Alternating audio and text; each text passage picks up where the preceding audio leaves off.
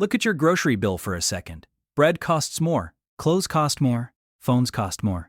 Most people look at this and say, yeah, inflation. Everything is just expensive now. But there is a reason hiding behind those prices that almost nobody talks about.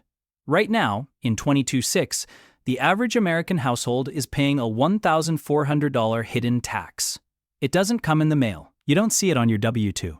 But you pay it every time you swipe your card. But to understand why your eggs cost more today, we have to go back, way back, before the stock market, before the dollar.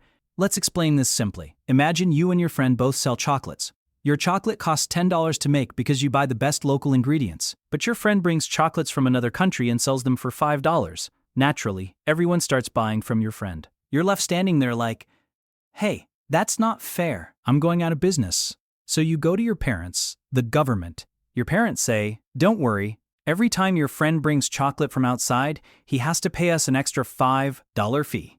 Suddenly, your friend's chocolate costs $10 too. That fee is a tariff. It's supposed to protect you, but here's the catch. The person who eventually eats that chocolate is the one who pays the extra $5. This exact idea is thousands of years old. Long before governments as we know them, traders moved goods on donkeys from current-day Iraq into Turkey. Local rulers would stop them at the mountain passes and say, you're using our roads, you're using our protection to make a profit. Pay us a cut. This was called nishatum. It is the oldest written record of a trade tax in human history. The Greeks called it Pentecost, the Romans called it Portoria. But the word we use today comes from the Arab traders of the Mediterranean. When these traders hit a border, they handed over a list, a notification of every item they were carrying and what it was worth. In Arabic, that list was called Tariff, meaning information or notification. As this system moved into Europe, the word became tarifa, and eventually, in English, it became tariff. For centuries, this money had one simple purpose: make the king rich. It was just revenue, but in the 1700s, the goal changed from making money to fighting a war without weapons. By the early 1700s, high-quality, cheap clothes from India and China were flooding the British market. Local British textile workers couldn't compete. They were losing their jobs.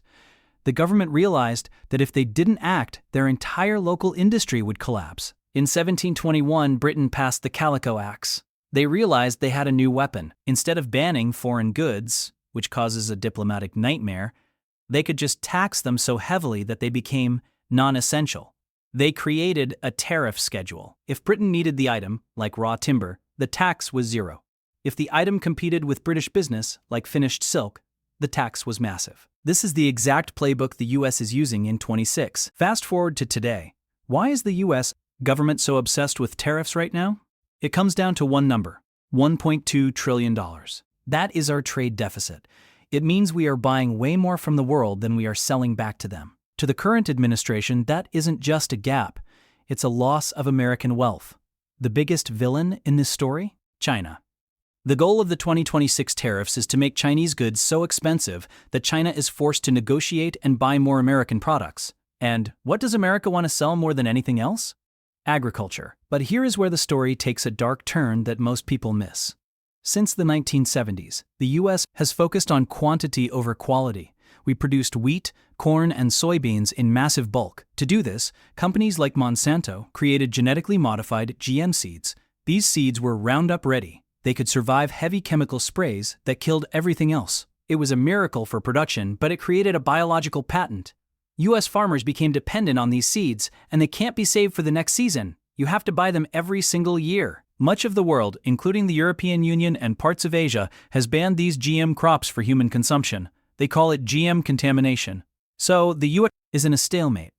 We have a mountain of GM crops that the world refuses to buy, and we have a trade deficit we can't close. The government is using tariffs like a hammer, trying to break open those foreign markets to save American farmers who are trapped in a system of high-cost patented seeds. So we come back to your grocery bill. When the government puts a 25% tariff on a foreign product, the foreign country doesn't pay that bill. The importer pays it. To stay in business, that importer raises the price for the retailer, and the retailer raises the price for you. Tariff is a quiet tax. No bill comes in the mail. No warning is given at the register. You just feel your wallet getting lighter. In 2026, the strategy is protection. We are trying to bring factories back to the U.S. and protect our farmers. But the cost of that protection is currently $1,400 per household per year. So, the next time you see a price jump, remember, it's not always inflation. Sometimes, it's a 3000-year-old donkey tax repeating itself in the modern world. The question for 2026 is the protection worth the price? If this made you see prices differently, subscribe for more simple finance stories. And share this with someone who thinks it's just inflation.